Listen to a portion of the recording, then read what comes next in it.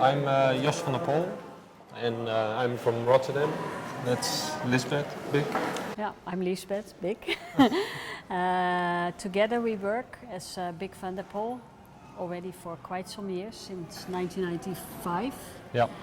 And we're both living and working in Rotterdam, or we have Rotterdam as a base. And right now we are at the Pérez Art Museum in Miami. And we are in front of our work, which is an aviary with 5 parrots, speaking parrots.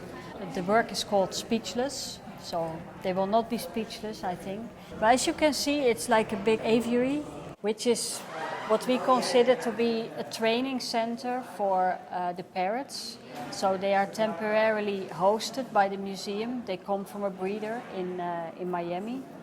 And the whole work is conceived, you could say, as a response, perhaps, or as a, taking inspiration from changing climate in our world. And that is something that you really notice very well in Miami because it's so low. And a sound piece will be installed, and the sound piece will reiterate a selection of sentences from The Wasteland of T.S. Elliot.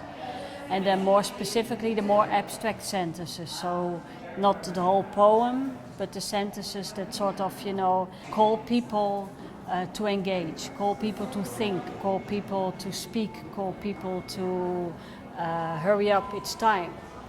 That's one of the sentences that is reoccurring continuously in the poem. I'm not saying that they would be able to discuss, let's say, the whole world problems, but we are also maybe not able to discuss those, no? So it's fine, I think. But in a way, these birds, we see them as messengers, so they are able to say, they say hello, of course, and they say names and so on that has been taught to them. Maybe they will start saying some of the words of the poems. Maybe the public will come and will say global warming, and they will go home, let's say, after the training period, and say global warming in the shop where they will return to. No, so it's like I think it's really important to sort of understand that they are the messengers for us, and that by having them to say to us think, and also to say to themselves think and speak, that actually maybe then we start thinking and speaking. The impact of sea level rising, it's quite enormous in a place like this. And then when we started reading, we discovered that locally here in Florida there is a politician who said that climate change, global warming, sustainability are words that should be banned from the general language of civil servants. Well, the letters are all the letters which are used in the words which are forbidden or officially banned. So you can compose them if you like. If you don't say the words, they don't exist. No? Then the thing itself doesn't exist.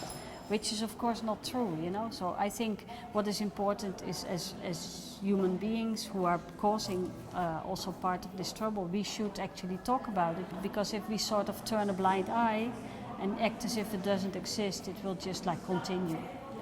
On the world is also the animal world, the world of animals and species that we don't see, which are as much part of the affected beings as we are. I see them as collaborators, not as servants. They need a voice, these guys, no? Yeah.